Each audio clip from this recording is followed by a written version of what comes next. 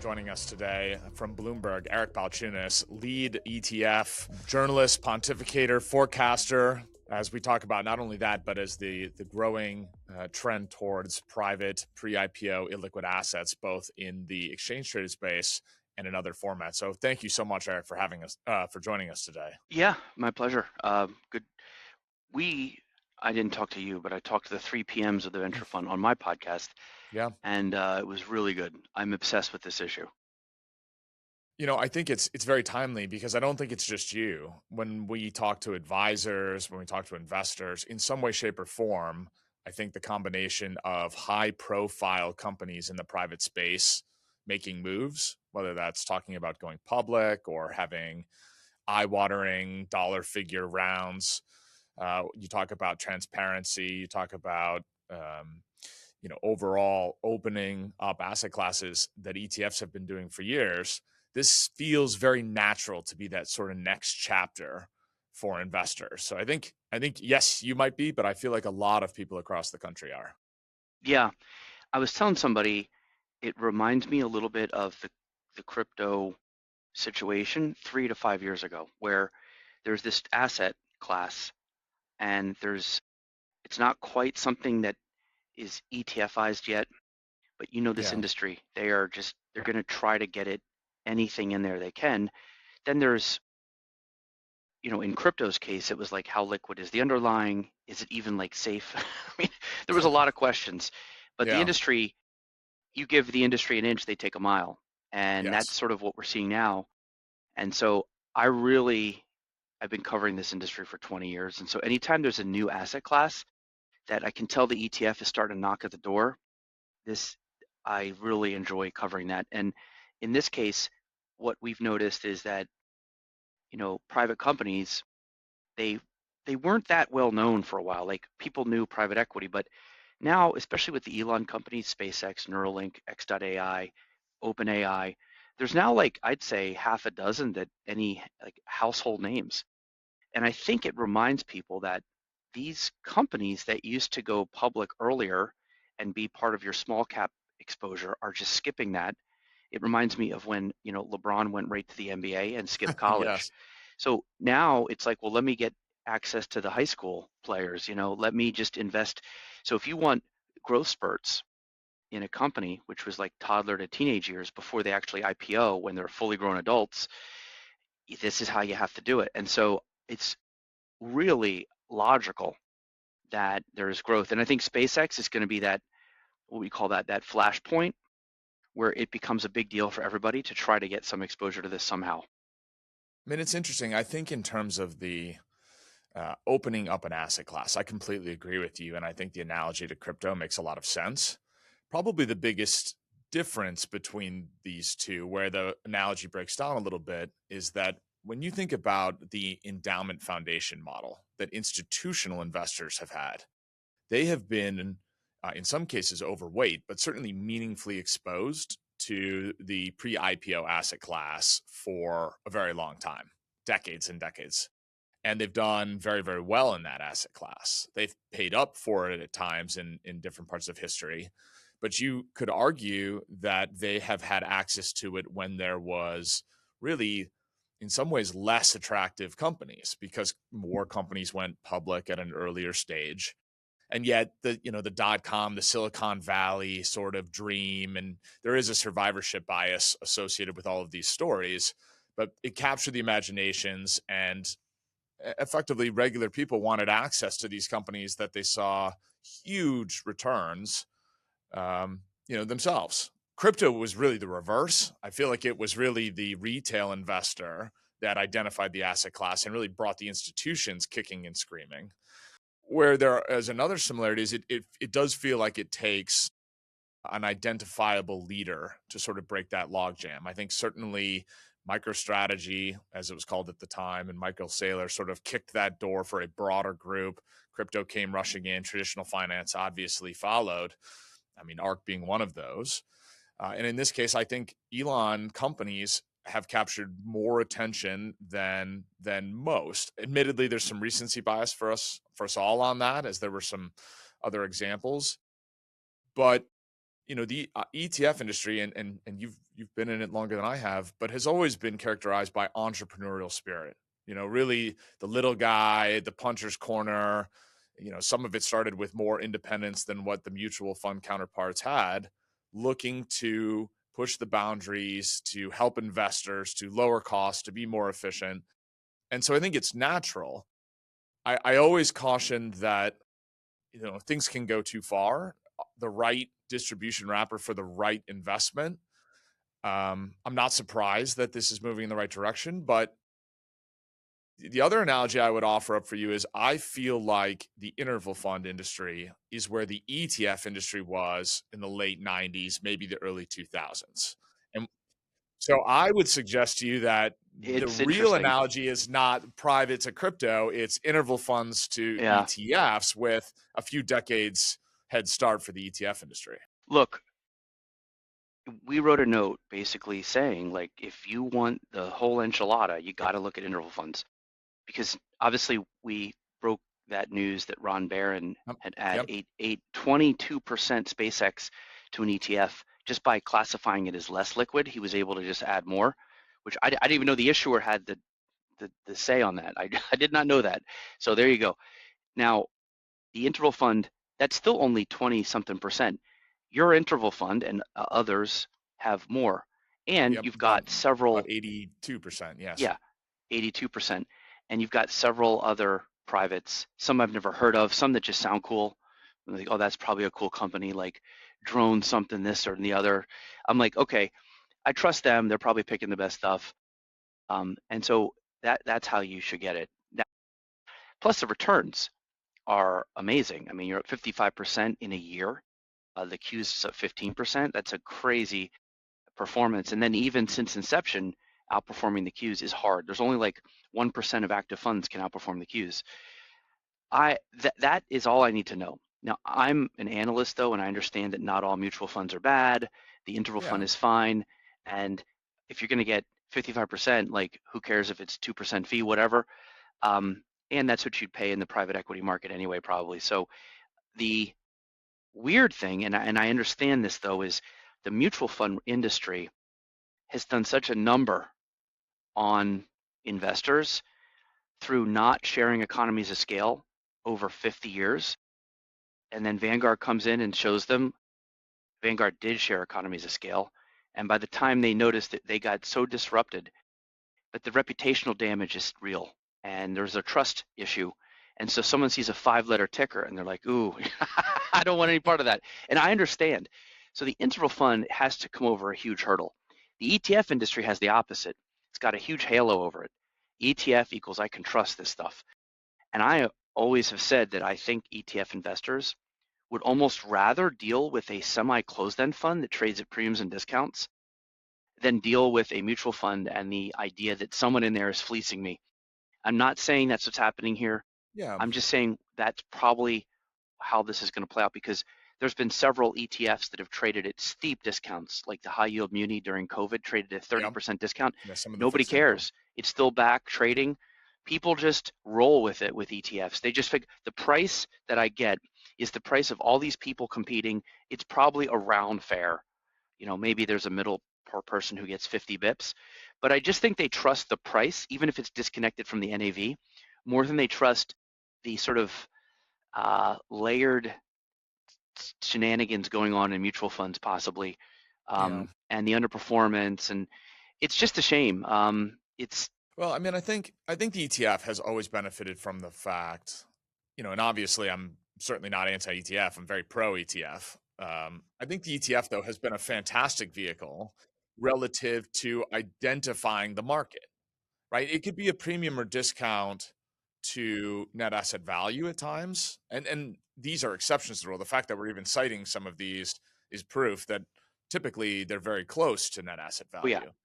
But the beauty of it is that there's a two-sided marketplace. There's a price for liquidity, as we know, and sometimes you pay that price, and sometimes you decide it's not worth that price. But it's transparent and it's two-sided for the vast majority of it. yes, And that is even in a crisis, even in 08, 09, with some of the paper that was difficult, or when the direct trading desks were not necessarily answering all of the phone calls, the ETFs traded and there was a price. And if people were willing to pay it, they could take that price. And mutual funds certainly struggle from that. Interval funds are not perfectly that. There's the benefit of knowing that you're getting net asset value no matter how you trade it, when you trade it. You're getting a fair price with an audited and regulated and trustee reviewed product from that implementation. Interval funds though have a problem that mutual funds don't have, and I think ETFs a little bit, not perfectly analogous, but went through this moment themselves. ETFs certainly had a jump up in trading when we added online trading, when we added commission-free trading, and when we added fintech, easy user interface apps that really brought this to the masses. We see huge jumps in the volume traded and in the net asset flow. Now, there's obviously noise in that because there were also demographic shifts and share shifts as well. The other things were happening, but each of those pretty tightly correlates to another leg up in the ETF. And I think we're going to continue to see that for the next decades as they'll continue to take share shift from mutual funds. Interval funds haven't really had that moment yet. Even the mutual fund online trading platforms, for the vast majority, don't allow direct to consumer interval fund trading yet. Yeah. Like Fidelity allows advisors who custody and clear, both their own internal advisors as well as any RIAs who use Fidelity. They can access interval funds. But if you, me, anybody else, regular direct to consumer pulls up a Fidelity app, it's not available yet. It's being worked on. It's not available. You look at Robinhood hasn't enabled interval funds yet. They famously don't have mutual funds either. Yeah. At this point, It's not on Schwab. It's on Schwab or no? Schwab for advisors, again, same as Fidelity, custody and clearing advisors. It's not yet. Now, there's pretty good discussions in the industry that and from these firms that this is all being worked on.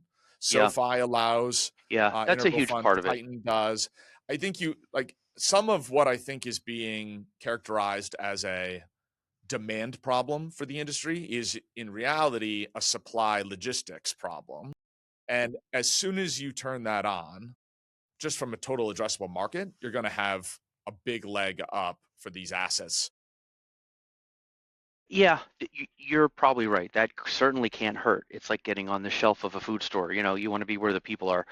The only pushback slightly on that is that there are a host of mutual funds that do use that 15% illiquidity to put privates in, They Fidelity and do. Barron in particular, Yes. outflows. Now, again, they That's are pure true. mutual funds, and they only have 15%. The ARK Venture is a special being with like everything in there. I'm again, But I read a lot of your stuff. Let me ask you a pushback to your pushback. You have done, I think, a good job characterizing the industry by the barbell approach. That you yeah, either need to be cheap and passive, or you need to be hot sauce, I think is yeah. your word. Well, just And cheap. No. Passive doesn't even matter anymore. You just have to be cheap or shiny. okay, cheap or Pick a shiny, right? lane. We'll use those two, right? Cheap or shiny. And I wonder if you would agree that the mutual funds that are 15% illiquid, and that's by the way a maximum because you can't go over the 15% really at any point if it's deemed illiquid. So they're like Yeah, 10, 11, 12. But if you're yeah, and really even less. 10, 11, 12%, are Yeah, you cheap or shiny? I would argue that the same thing that ETFs that are in the middle and correct. they You're in the middle, disappear, they're dead zone. not. Yes. Whereas if we have a fund that Yeah, is, but let's use interval funds, you could be shiny and have the old way. And you're of course, right. we can go cheap on the other I side. concede that those funds are caught in the dead man's world, whether they Yes. had privates or not. Yep. Agreed. However, I have a pushback. Okay. XOVR. This little indie fund that no one ever heard of, run by a guy who I don't even know if he's in the country anymore. No, I try to get him on ETF IQ. He's out of the country. I'm like, wait, your fund's having a moment. We should be everywhere. Anyway, I actually met him. He's a nice guy, and I think his intentions are good. But like the fund is got a 1.5 billion just from having an SPV of SpaceX that started at like 12%. Now it's down to 3%. And I mean, that's very, very tiny. It It reminds me is. of dudes who steal the air conditioners just to get the little copper wire. You know what I mean? And so the copper wire is that SpaceX, and I'd almost argue it's not even a true copper wire because it's SPV Yeah, that's right. I would agree. right there. And plus Ron B, since adding SpaceX, has seen the most flows ever that it's ever seen in 4 days. It's grown by 40%. If you add it, they will come. The ETF is that hot. So I agree with you, those mutual funds are probably suffering from bigger issues than just not having, like, they have bigger problems. I mean, Um, and your those your fund has examples. a distribution issue for sure. And at the end of the day, the two things can both happen. Interval funds can get more popular with people who are like maybe more serious and like understand things a little more. And like the general tourist crowd will just always be a little more excited about the ETF, even if they don't quite understand the dynamics. So it's I possible agree. we'll see the interval funds grow, but That's we'll right. also see ETFs bend over backwards to do anything they can because there's demand there, and they're going to feed the ducks. The ducks are hungry. You know what I mean? You got to feed the. So I think you're right. I think we often talk about these things in very binary terms, yeah, they're and not and even binary. for the entertainment All I value know is that of listen, this, if it's better. ARK But I Venture think you're Fund were an right. ETF, it would have well over $10 billion. That's what I know. I Yeah. I agree with that. So I think that though that as things open up, I still believe it's going to get there. As I mean, again, I agree with what you're saying. The only caveat I would have is that is it the ETFs that people demanded in that moment, or is it that SpaceX has made so much move and people on the platforms they were at, that was the only oh, real way that they could 100%. get it. Yes, that is So exactly if right. the interval funds were on Robinhood and on Fidelity and on Interactive Yeah. Brokers and on Schwab, Yeah. would they have then said at I NAV wish directly, I'll they go get were that so because we I could can get kill that more? variable. And that's a big variable. So you're right. If you're doing the scientific method here, I cannot conclude completely because it's not a level playing field. So for for the time being, I'll just say that interval funds, um, do you have a time frame for when they might start getting on these platforms? You know, it's interesting. If you look at, there was a stat that came out. I'm going to generalize a little bit because I'm not going to get the timing perfect, but something like half of all filings for interval funds have been ever have been in the last 2.5 years, something like that. You know, I think I don't know. I like every time I listen to Trillions or really even the ETF IQ on Bloomberg. One of the things in some of the intros is talks about the growth rate of the industry over the past years. But would you be surprised to know that in the last 10 years, so from end of 14 through 25, that interval funds grew as an industry at a 32% CAGR and ETFs grew at a 19% CAGR? Now, off a much lower base, I'll Of grant you, course. hugely lower Yeah. base. But That's that's with these distribution issues still not solved. yeah, fair. Yeah. And I think, you know, one of the segments that I like, I know you do it on Twitter a lot, is talks about ETFs that closed right before they had their moment. Yeah. Like if they could have just hung on, the moment came. Yeah, it's that guy in the cave who turned around just before the diamonds with the Exactly. pick. And Uh, I think back, I mean, right now, SpaceX is having a moment.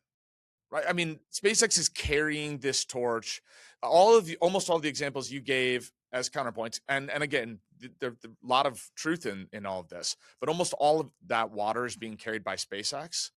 You know, there's a world where in the ETFs, the world moves on. I mean, Jets had a moment yes, in ETFs also. It was correct. a huge moment, Well, and then no, the world moved on to the you know next what this is a moment. little like is when GameStop got hot, Yeah, XRT became this huge fund because it had a little yeah, GameStop. That was the copper wire.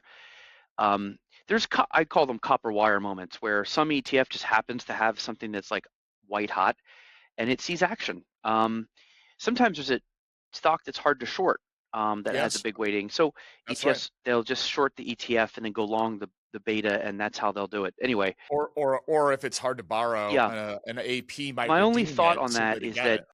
um, no, Ron Barron is sort of the Elon guy, and so he has X.AI. But I wouldn't be surprised if there's another fund that maybe tries to go into, like I know the Crane Shares AI fund has, I think it has OpenAI and X.AI.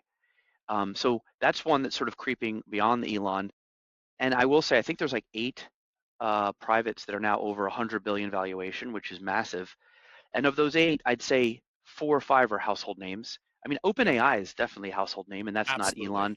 So absolutely. after SpaceX, so my colleague Andrew Silverman just wrote about the unicorn IPO revival and how SpaceX could kick off a lot of this. And the industry is followers, and Elon is totally a leader. And these other companies are going to want to maybe like copy that, all that hoopla, and we could see like a real explosion of interest.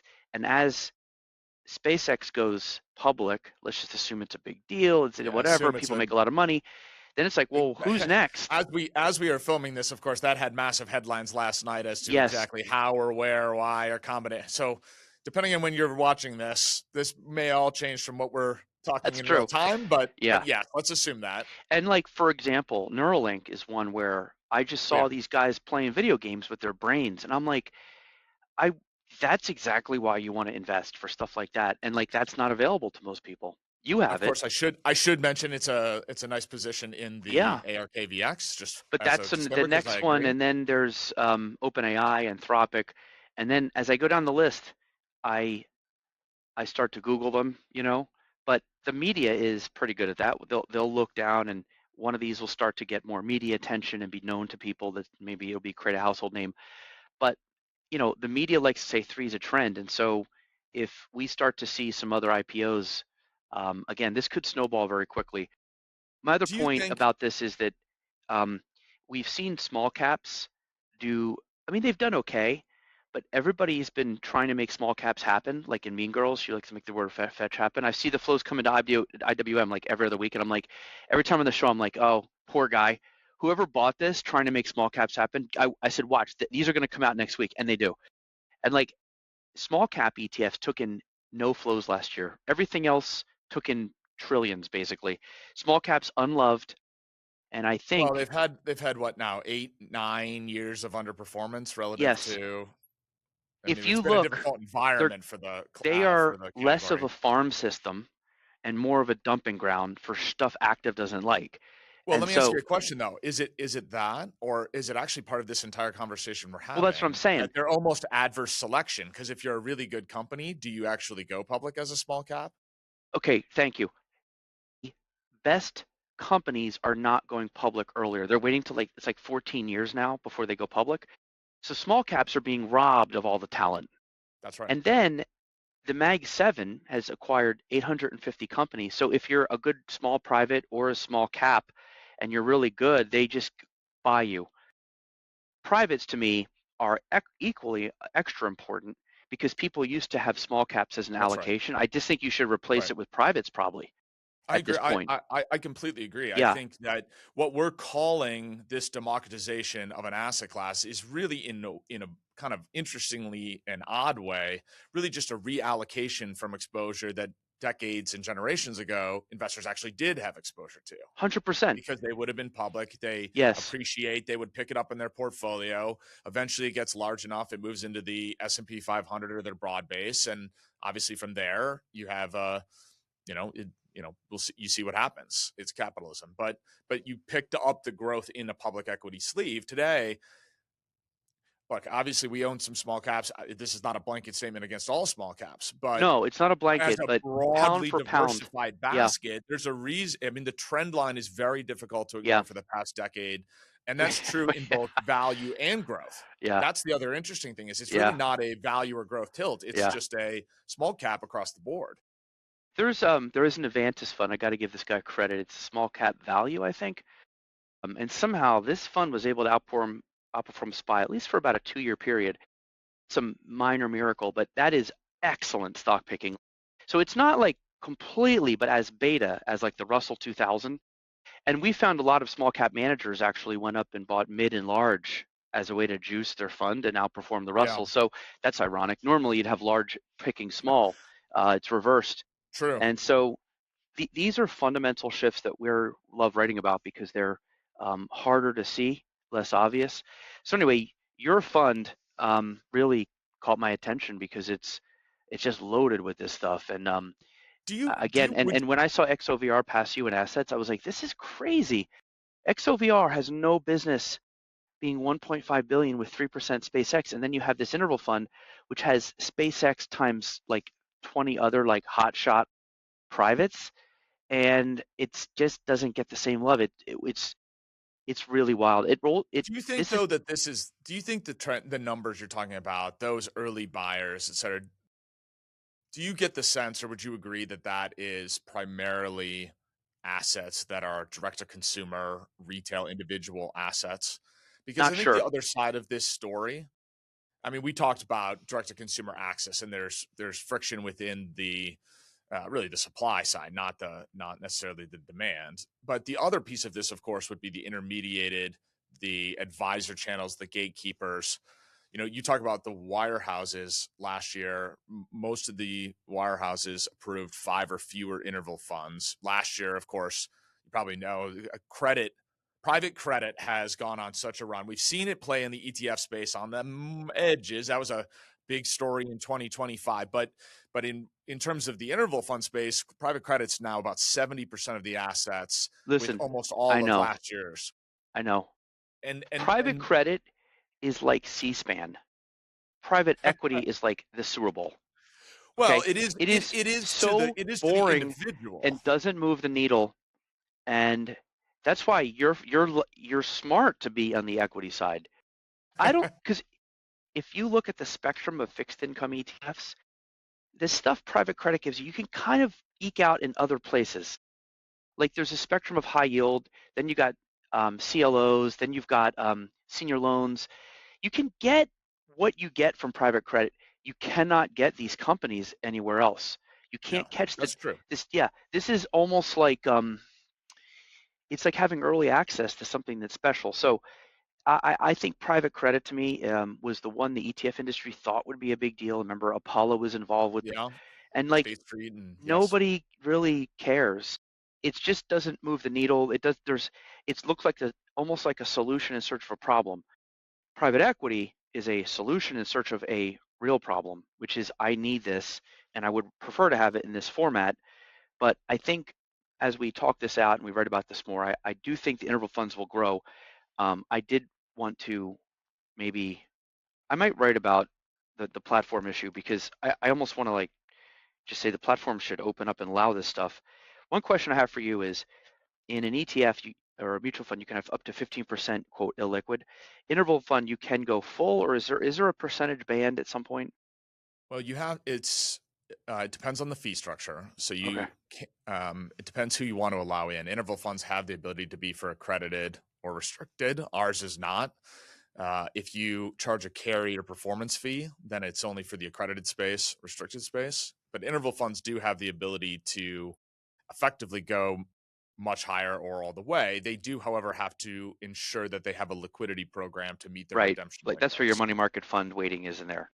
Well, I mean, there was an example. I think it was a tender offer fund, maybe not an interval fund, in some real estate that was in a similar vehicle wrapper that forgot the part that its assets have to meet its liabilities relative to liquidity demands. And of course, I do Yeah. always worry about Yeah. this in the ETF space a little bit Yeah. because, the rule number one here under all the regulators and your auditors is your asset and liability mix has to meet your Yeah. liquidity redemption mix. In Yeah. But ETFs, in theory, yeah, right? but In theory, I get even it. at the 15%, what happens if everybody redeems? Now, Yeah. these are stress test scenarios. I will say one thing about the ETFs, though, Eric. I don't think we have seen these ETFs in a bearish market for this Yeah. asset, I right? agree. So you've cited But some of the times where there's like the big flows, the demand, you put it in, assets rise. But we all know that markets go in full cycles. We all know that, even on liquid accessible assets, they go out of favor either because something happens to the downside or there's just the next shiny thing. And what happens, we have not seen the other side of the cycle yet on this and how the ecosystem works. What happens if instead of doubling your flow, you have it goes inverse and suddenly something that's 10% of liquid is now 20, and now the yeah. SEC is involved. Now the exchange is involved. We Well, just haven't seen the example yet because we're not in that yeah. part of the market. The counter to that is that even in that situation, which we'll call like the worst case scenario, that ticker is gonna trade. Like there will be a price on that ticker. The market will price it. There was an ETF that tracked Egypt when the country shut down for 2 months, Yeah, and the ETF traded on. It's just gonna trade. It's gonna turn into a closed-end fund. Now, I it didn't trade well, but it did trade. that's it. That's why during COVID, even if some of these bond ETFs traded at a discount, they still traded. We were getting to a point where I think mutual funds were going to have to halt redemptions. They did in India, and that's where I have learned to COVID in particular. I was like, I get it now. Like even if nothing in it's liquid, it doesn't matter. I mean, every day the Japan ETF is completely illiquid. It trades on the market in the U.S. and the holdings are illiquid for that day. So I think the ETF is so cool because it it will just trade on. I mean, it's going to trade. It's like a cockroach. It's just going to trade on no matter what happens. I mean, the That ETF said, there industry is a is so strong. responsibility issue here, which is, are you selling this thing that it's a normal ETF and then boom, it's got this discount? That's where there's some truth in advertising. And I think if we have a traffic light system, we have to really have a conversation about how much of a yellow or red light we give stuff that has this, because we do have all our junk bond ETFs are yellow because we don't want someone to be surprised of a discount. Even BlackRock says that we should be green. Like we get fight back from but I'm like, rather be safe than sorry. So Ron Barron right now, we haven't actually put it into our system, but I'm just going to ballpark this. I'd probably give it a yellow light because I'll say less liquid holdings could be discounts in a sell-off. If it got higher and higher, there could be a point where it goes to red. But Well, I also, think but size will be interesting on that too. I think you certainly have given some examples of small funds, who may have put a high weight on a percentage of the yeah, fund, but yeah, not a large notional dollar amount. And where I think that becomes relevant is there a notional dollar amount where now, of course, the underlying itself doesn't magically change its liquidity profile just because it's put into a more liquid wrapper, right? The underlying's yeah, liquidity but is unchanged. you're making the same case that the Carl Icahn made on stage with Larry Fink, saying you guys, your junk bond ETF is going to blow up because you're putting illiquid stuff in a liquid wrapper. I've been hearing this forever. I agree, it's a logical concern. The only problem is the ETF will still trade. The ETF might, well, so let wait, It's not going to not trade. let's at least pull that off a little bit, right? I mean, Even junk if bonds SpaceX at at least had 22% some is access. 100% illiquid, it'll probably start trading at like I don't know, 4% discount or whatever, and that's just where the equilibrium will set.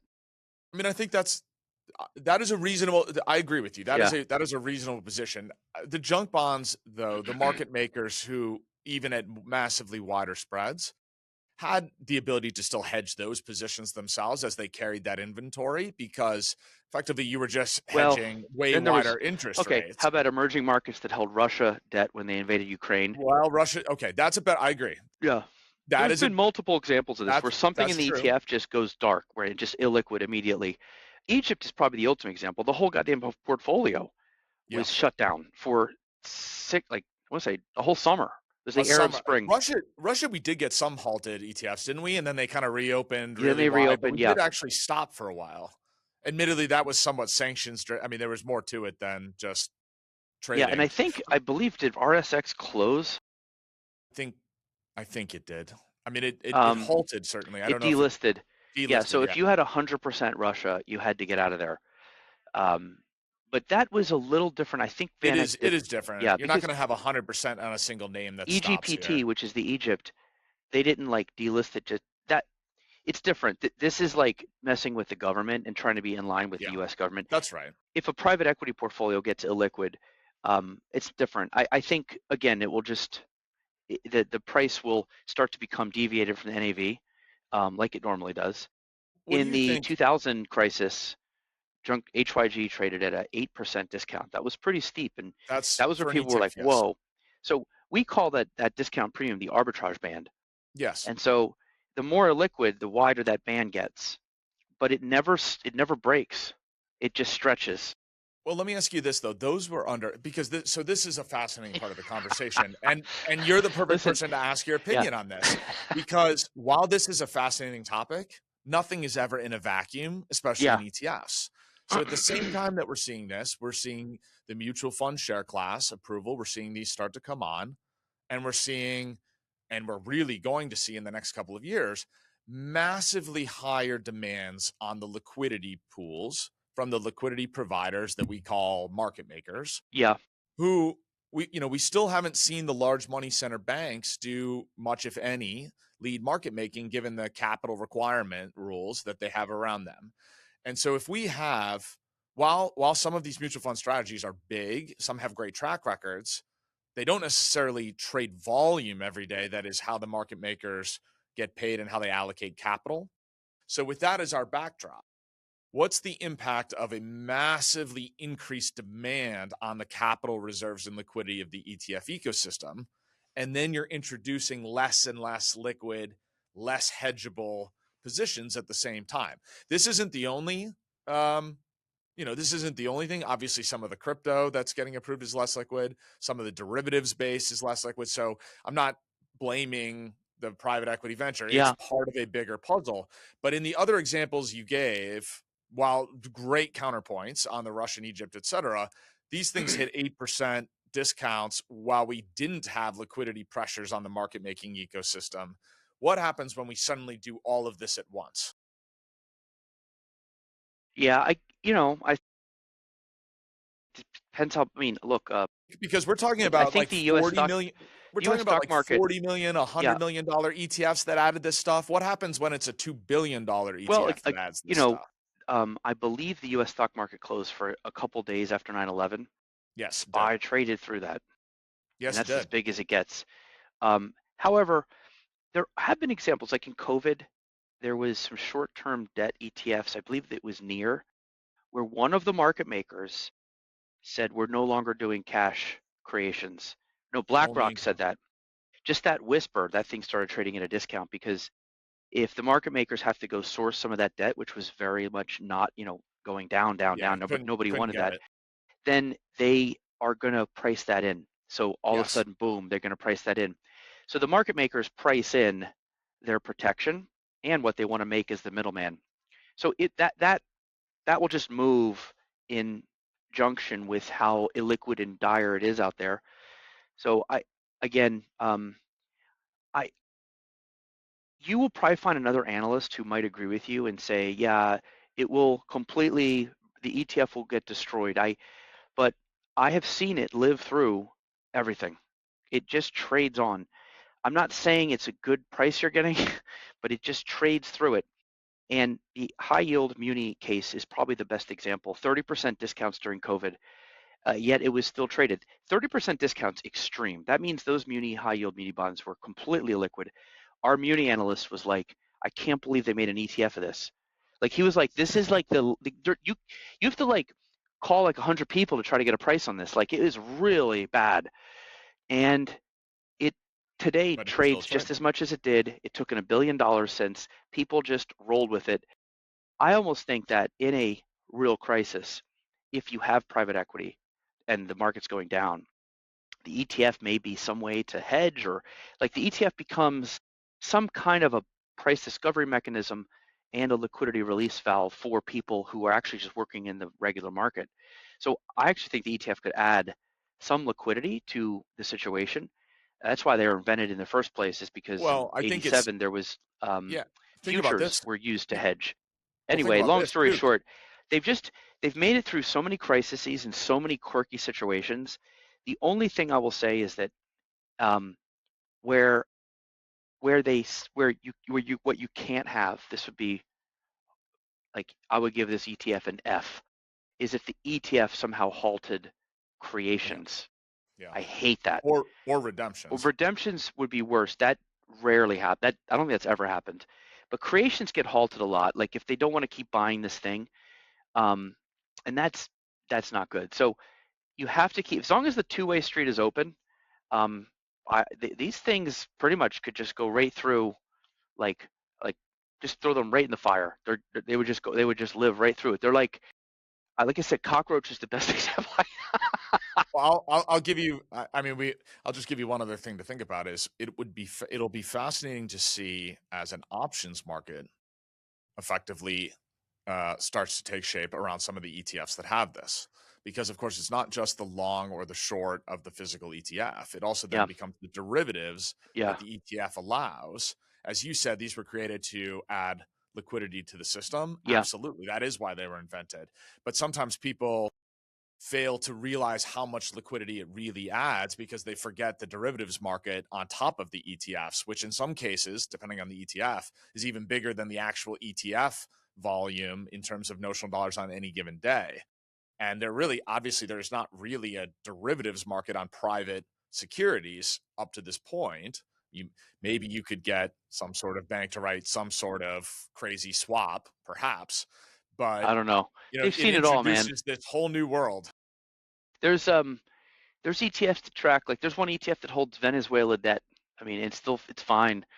I think if I were you, the bigger case I would make is fine, let the ETFs have their fun with 15, 20%. Like let them keep pushing the envelope.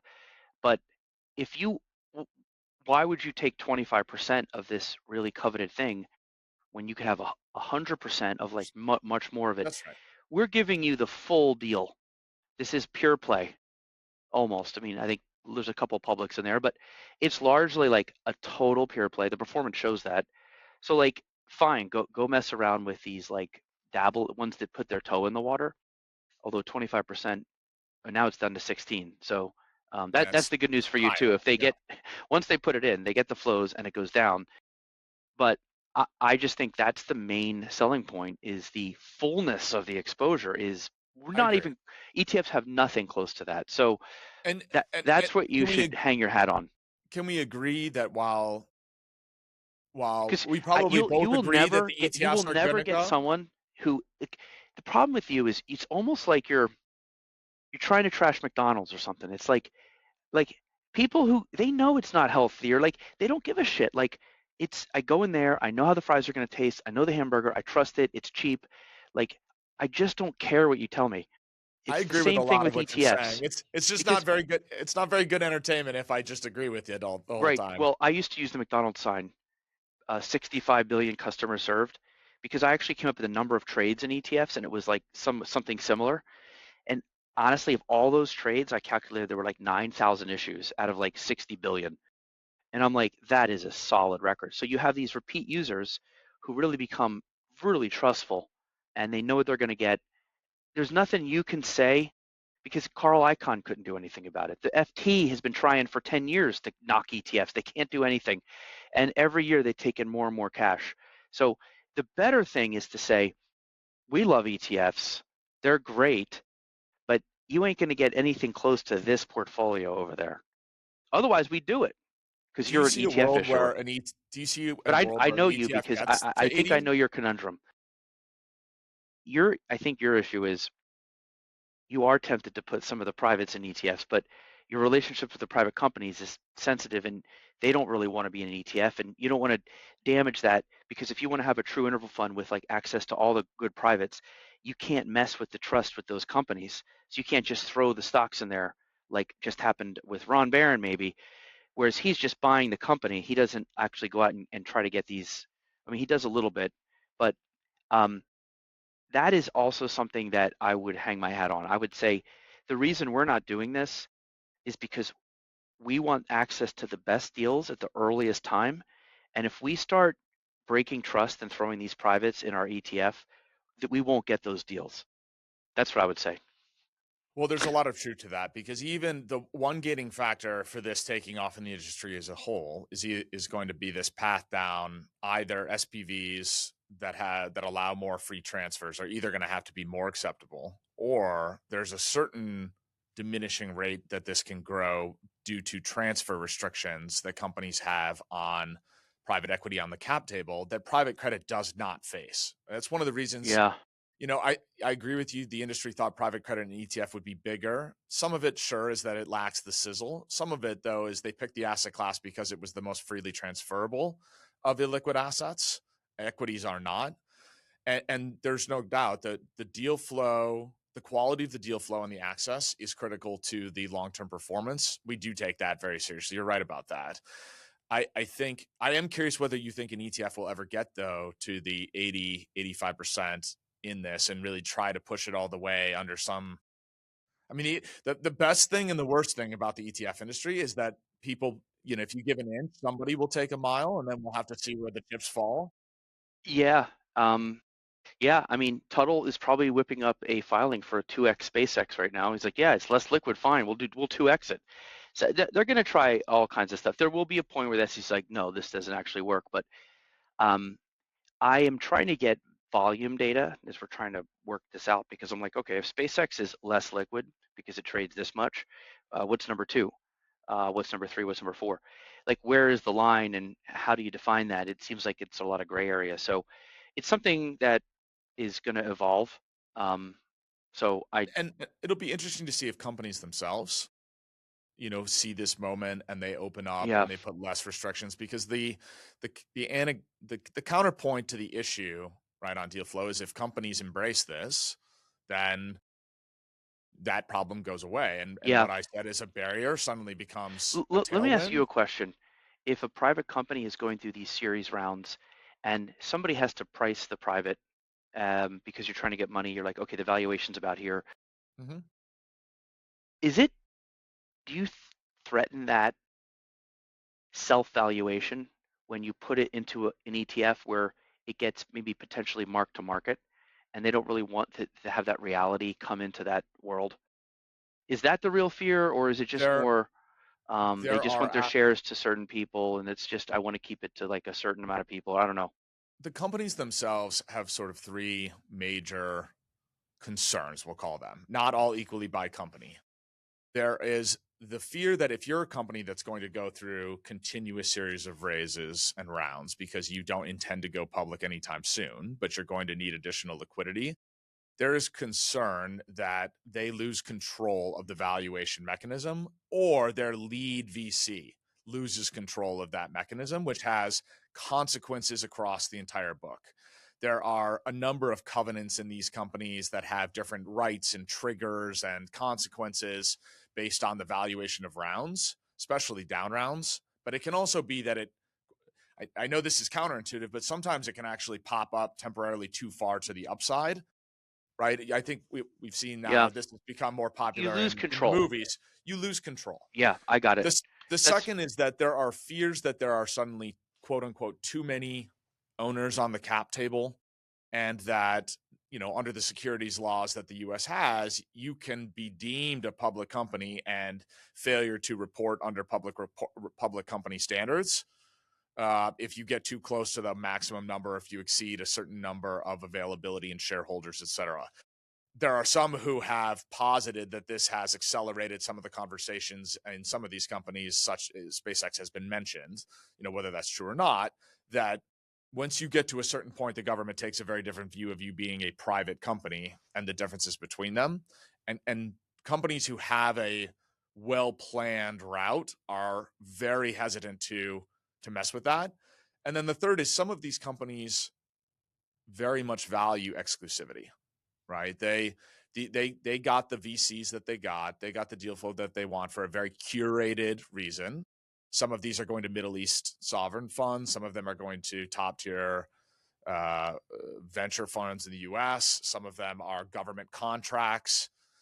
Some of the AI companies that are more defense oriented are a little worried because the governments, whether it's the U.S. or others, as to who exactly is on this cap table, if this is right. So there are considerations. All companies are a little different.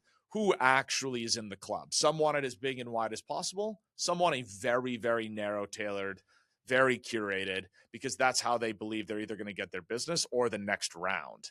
So those are the three biggest. Some companies, those are very real concerns. Some not so much, honestly. But the only thing is right, once you get into this game, it becomes almost a one size fits all, and that's where I think we're going to see sort of what one thing I think you could see, Eric, is that the asset class as a whole absolutely grows in the ETF. But it doesn't mean that it'll be all private companies equally. Some I think are going to be very particular that they're staying in certain vehicles and they'll approve it and yeah, they'll point towards that. And they're going to fight hard against the more ETF side of things. Others probably would really like the publicity, the recognition, the conversation. They want you to write about it. They want people to buy it, and they're going to err on the other side. So I mean, we're so early in this as an industry that I think we talk a lot of these things as if they're ones and zeros, black and white. The reality is I think we're going to see a far more shades of gray, and different use cases kind of migrate to these different parts of the spectrum. Yeah, that tracks. Thank you for that.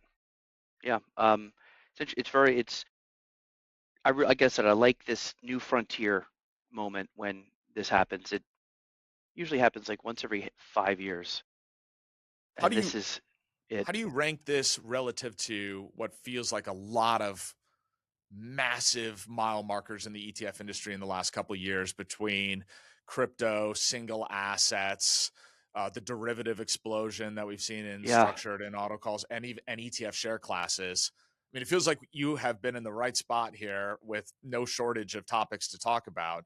Where do you think this one fits in the broader ETF picture right now? yeah, it's hard to tell. And by the way, it is. Always say never a dull moment as an ETF analyst. Um, I mean, there's 4 launches a day, right? And It's I guess I would put this as a pretty good marker. It's hard to tell where this plays out. Right now, I'd say it's on the same level as marijuana when they were trying to get cannabis in ETFs. You know, the MJ got going a little bit. It was probably like a story for a year, but then that market went down big and like it kind of fell off. Crypto was the really big. The oh yeah, numbers in crypto were astonishing, as you know. IBIT hit 100 billion in like 4 times faster than any other ETF. I'm not seeing anything quite like that big here yet. We'd have to just see. But the private market is 14 trillion or 13 trillion, something like that. yeah, Crypto is only a couple trillion. So this is a that's right. bigger piece of land, but it's going to be harder to absolutely take in. Whereas crypto, they obviously could put the whole thing in there. So I don't know. That's why it's interesting. Is there's a tension right now, and all I know is that XOVR, and I've spotted this early. I was like, XRVR gave me all the information I needed to know, and Priv. I was like, okay, that's what's going on here. It's again, it'd be like you guys have this great album. You wrote Sergeant Pepper's, right? You've made a Sergeant Pepper's level album, but you're only putting it on compact disc. And so you have all these people who are like, I'm not going to listen to it. I have Spotify, and that's how I want my music. That's what that's what this is like. And so the question is, how much can you start to put that great music on Spotify without breaking it? And how much can you get people to actually leave their comfort zone and go buy this album because it's that good? And I don't know where that ends. I will have to just see. The crypto, I will say, was really interesting because the reason this Spotify is so popular in this metaphor is because ETFs are so convenient and trustful, as we said. But crypto is interesting because the whole concept of Bitcoin was to be like disintermediating everything. So you'd think that it would be harder for ETFs to come in and be like, make a market there because it's like, why would I need ETF? That's an extra step. But that's how good ETFs are. They Oh, go into the plumbing that's all through TradFi. But frankly, the bid-ask spread on those crypto ETFs is a hell of a lot better than using the exchanges, the crypto it is. exchanges. You Yep. probably save like 100 times the cost on trading. The expense ratios are low. So in a way, the ETFs actually made crypto, which is supposed to be disintermediating, way better. And Yeah. that is how lean and mean the ETF world is. And so that's why something that's frictiony is like the perfect opportunity for ETFs because they defrictionize everything. And that's, here we go again. I just don't know how big it'll get, but XOVR and Ron B have really interesting early data showing me if you add it, they will come. I mean, I think there's no question in terms of leading indicator. It's a good leading indicator relative to the demand for the asset and also the inability for most people to have access to the asset in very many other ways. I will more than take the that Eric Balchunas called ARK VX Sergeant Pepper. So if we take nothing else away from this session, I'll take that, and I choose to view the Spotify analogy as the blue ocean growth as we open up the distribution channels on that. So like in my mind, that was the perfect summation. That's if I could have skipped fast forward to just that, I would have taken that from the start. But we should probably leave it here. We could probably talk on ETF topics. Certainly, we also at ARK are huge fans of the ETF. We've seen what happens as more and more strategies get into the ETF, trying to push. There was a time where we probably were talking to you also, and we said we think active strategies could be a real big thing for ETFs. And Yeah, you were early there, everybody and else I thought we credit were you. crazy. Yes. And Yeah, look at it no, I today. give you credit for that. I was at JP Morgan like a couple weeks ago speaking at one of their big events, and I said that the rise of active, um, you got to give Kathy Wood credit for knocking down the door in the early stages. She showed you can be active again, and then Jeppy obviously took it in a different direction, and that was it. I think it was ARK and then JP Morgan in particular that blew the doors open for active. But ARK was way ahead of time. I mean, to the point where I blew it off. But I hear you. I think that you being an ETF company is actually a good place to pitch this from because, and as you, your colleague said on my podcast, we would do it if we could. Believe me, we know ETFs rule, but trust Yeah, me, this is the way to that's do right. it. So it comes a lot more credibility versus a stodgy mutual fund manager who just doesn't want to enter the ETF terradome. You live there, you thrive there, so you're already living in hell. That's You're right. like, well, trust me, we live here because there is some of the old school. They're afraid to jump Well, in. It's hard, but and you've made a business there. once you did the Bitcoin ETFs, also you saw all of the good and all of the bad that comes from playing in the, as you would say, the terror dome. It's a brutal So industry. Um, it's so front row that's where seat. I think you can do it. But yeah, that distribution platform probably is the next big thing to watch. But the just final thing on this is, and I think that when you ask where this ranks, the one caveat here that's going to be interesting is SpaceX is what, June IPO? Yeah, That gives maybe allegedly. allegedly, and Elon is obviously beyond high profile.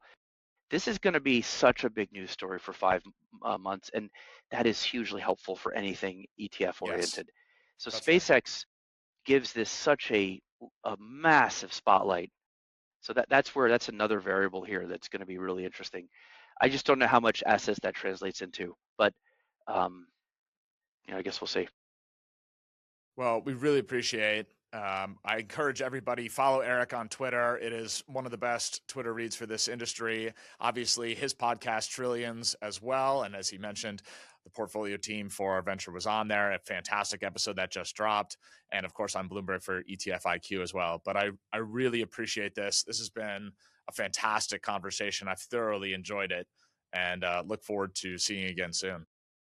Likewise, great to be here. Thank you.